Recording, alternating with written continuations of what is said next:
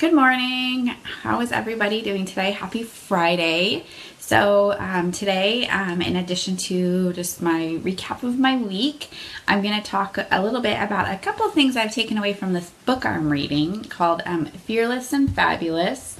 The entire title is Fearless and Fabulous, 10 Powerful Strategies for Getting Anything You Want in Life. So I've been reading that. And so I thought I'd just share a couple of takeaways today with you that I've gotten so far from that.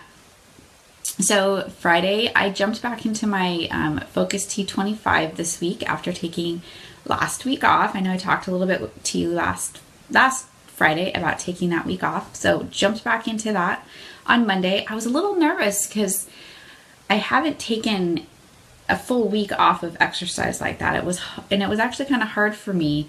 I think I was worried that I wasn't going to get back into it because that's a problem I've had before when I've gone too long without working out, that then, that 1 week turns into 2 weeks and 3 weeks. And I just, so I was happy with myself and proud of myself for jumping right back in like I did on Monday. So got some workouts in this week and worked out every day up till yesterday. Probably might do a small workout today. My daughter and I are running a 5K together on Sunday, so I'm trying to take it a little easy too before Sunday and before running tomorrow morning. So that's how my week's been. Food has been absolutely horrible. Like I've talked a couple weeks ago about meal planning, and we just didn't do much of it. Last weekend was kind of crazy. I spent all day Sunday at an amusement park riding roller coasters with my daughter, and just the meal planning didn't happen. So it's been a kind of a tough week, but I feel like I've been trying to really balance and watch what I'm eating still. And I look forward to being able to, and going and doing all the big grocery shopping and stuff this weekend with payday today, yay! And that's why I'm drinking tea this morning instead of coffee because I'm out of coffee. So I realized that at 5 o'clock this morning when my alarm went off that I was out of coffee. So drinking some tea. This is a really good citrus green tea made by Good Earth. It's really good and it smells amazing. So we're doing tea this morning instead of coffee. So let me dive into this. So I've been reading this book actually for quite a while. I got it on my Kindle app on my iPad, and I've had it on there forever, and I've been reading it off and on. And so the last week or so, I've tried to take more time to read it, tried to even get up early on the weekends to have time to read it and kind of focus on it. And it's got some great things to actually take notes and activities, which, when that's in a book I'm reading for my personal development, I try to really do that and really focus on my personal development and trying to be better and not just reading the book.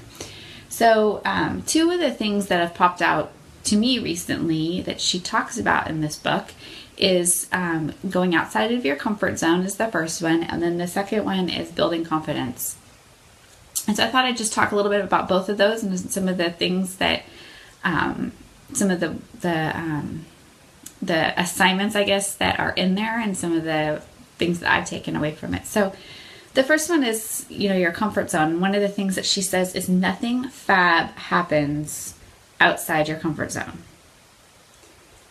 Nothing fab happens.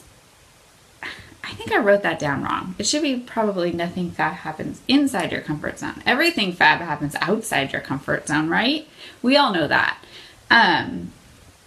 So one of the things she does is have you write down 3 proud moments. So can you think right now of 3 proud moments in your life?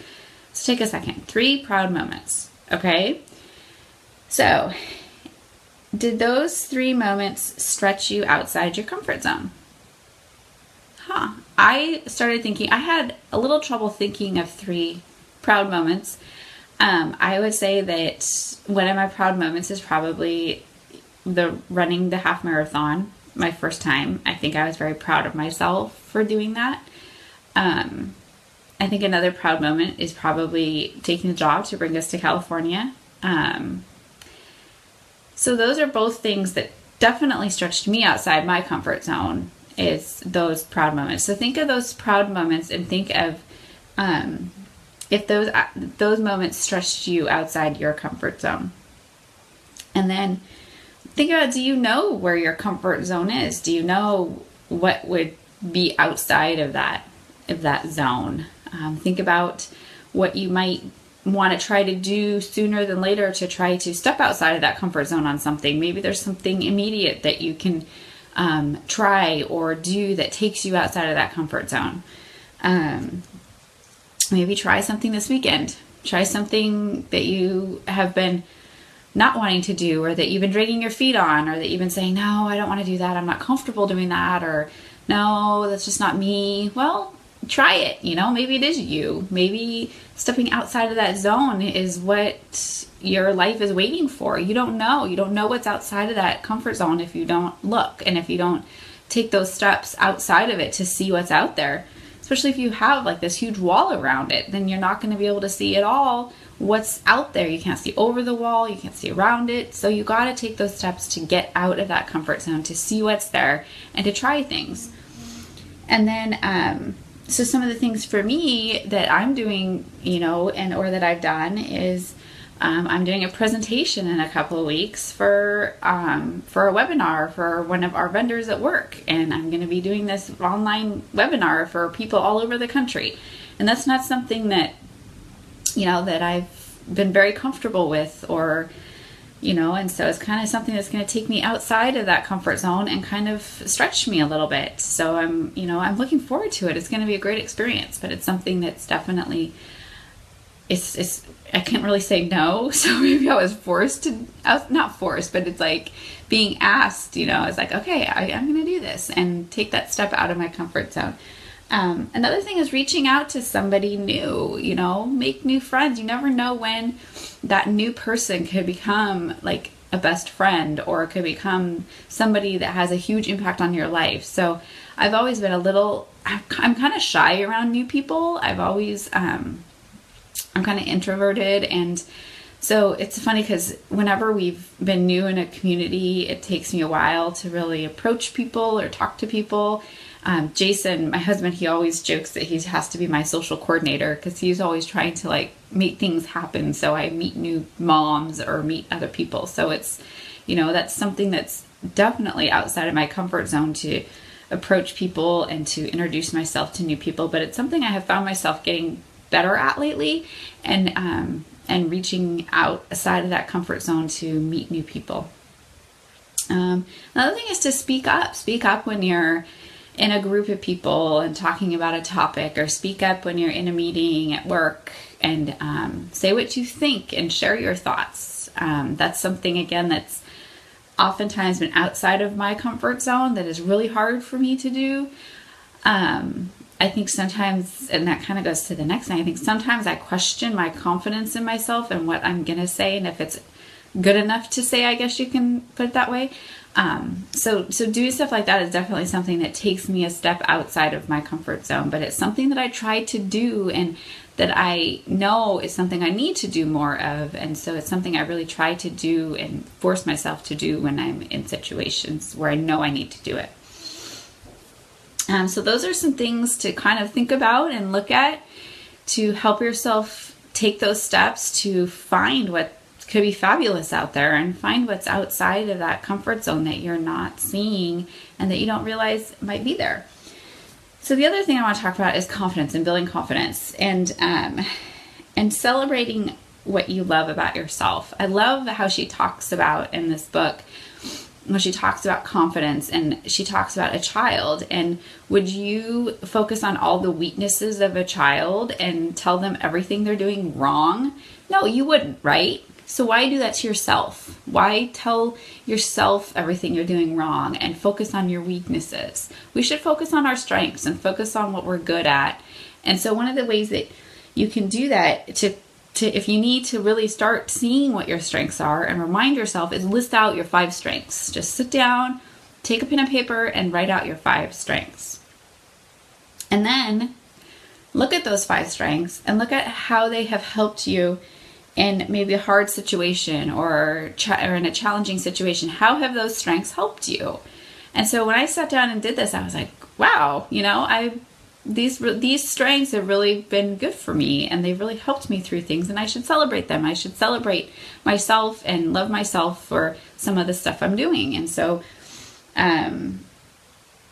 you need to focus on that and nurture yourself, just like you would nurture a child. You need to nurture yourself and focus on yourself and focus on your strengths and celebrate those strengths. So, and that will help build that confidence, and you'll start to see that you're good at stuff and that you can do stuff and that you are a strong person when you focus on those things. And I know that for me, finding books like this that I've read through, or listening to books on Audible on my commute, they've done a ton for me to open my eyes to some of the stuff about myself that I was missing, and giving me ideas of ways that I can build myself, because building myself is going to make me a better mom and a better wife and a better employee. And so that's, it's the same with my working out. It's like that relieves stress for me. That's something that I look forward to getting in every day, and it makes me a better person by doing it.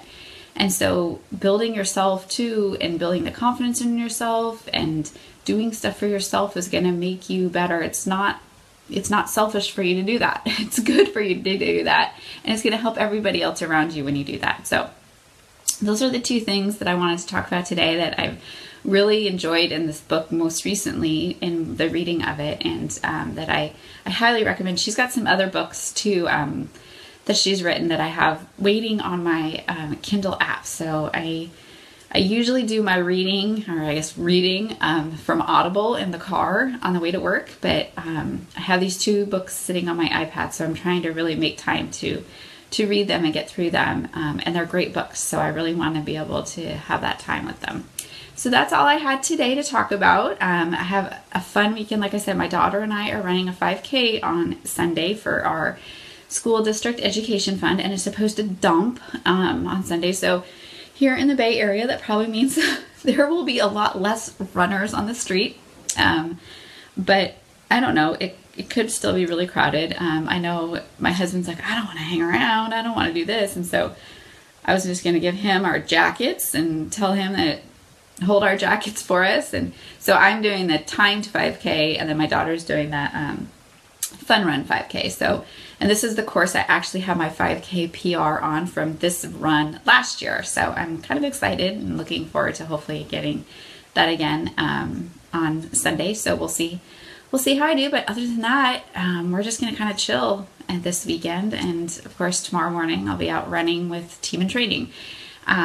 So it's my Saturday. That's how my Saturday mornings go. But I love that and love that experience.